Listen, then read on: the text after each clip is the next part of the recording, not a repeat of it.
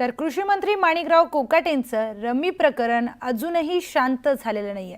कोकाटेंना अद्याप या प्रकरणामध्ये कुठलाही दिलासा मिळाला नाही अशी माहिती सूत्रांकडून मिळते।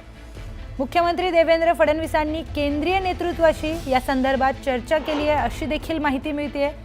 तर राष्ट्रवादीकडून राजीनाम्याऐवजी खाते बदलाचा प्रस्ताव देखील देण्यात आलाय आणि भाजपकडून राष्ट्रवादीच्या या प्रस्तावाला कुठलाही प्रतिसाद देण्यात आलेला नाहीये अशी माहिती देखील सूत्रांकडून मिळते। त्यामुळे कोकाटेंना हे रमी प्रकरण चांगलंच भोवणार असल्याचं कळतंय, कारण राष्ट्रवादीकडून राजीनाम्याऐवजी खाते बदलाचा प्रस्ताव हा भाजपला देण्यात आला होता, पण भाजपकडून राष्ट्रवादीच्या या प्रस्तावाला अजून कुठलाही प्रतिसाद मिळालेला नाही। त्यामुळे राजीनामा न स्वीकारता खाते बदल करावं या प्रस्तावाला कदाचित भाजपकडून प्रतिसाद मिळाला नाहीये। त्यामुळे भाजप कदाचित राजीनामाच कोकाटेंचा घेत मागणार असेल असं देखील असू शकतं। त्यामुळे अशी एक माहिती सूत्रांकडून मिळते की मुख्यमंत्री देवेंद्र फडणवीस यांनी या संदर्भामध्ये केंद्रीय नेतृत्वाशी देखील चर्चा केली आहे। तर या संदर्भातली सविस्तर माहिती जाणून घेऊयात आपले प्रतिनिधी राहुल जोरी यांच्याकडून। राहुल, राष्ट्रवादीच्या प्रस्तावाला अजून भाजपकडून तसा काही प्रतिसाद आला नाही अशी माहिती मिळते, तर काय अधिकची माहिती या संदर्भात? प्रियंका, राष्ट्रवादी शरदचंद्र पवार गटाचे नवनियुक्त सचिव रोहित पवार यांच्या एका ट्विट नंतर माणिकराव कोकाटे यांचं रमी प्रकरण बाहेर आलं।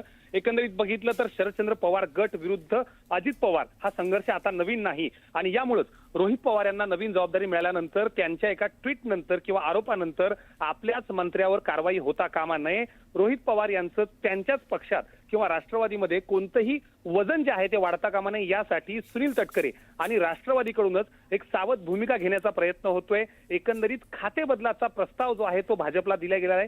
एकंदरीत माणिकराव कोकाटे यांचा संपूर्ण कारभार पाहता वादग्रस्त वक्तव्य जरी असली तरी त्यांच्या खात्यात कोणताही गैरप्रकार अद्याप पावेतो झालेला नाही। त्यांच्या खात्यासंदर्भातल्या कामावर कोणताही आक्षेप नाही असा बचाव जो आहे तो राष्ट्रवादीकडून केला जातोय आणि म्हणून राजीनाम्याऐवजी खाते बदल करता येईल का हा प्रस्ताव जो आहे तो राष्ट्रवादीकडून दिला होता, मात्र यावर भाजपनं कोणताही सकारात्मक प्रतिसाद जो आहे तो दिलेला नाही।